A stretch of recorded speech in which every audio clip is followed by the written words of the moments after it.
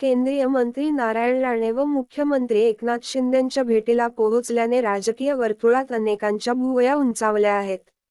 दोन्ही नेत्यांमध्ये सह्याद्री अतिथीगृहावर बंद दाराआड चर्चा झाली आहे.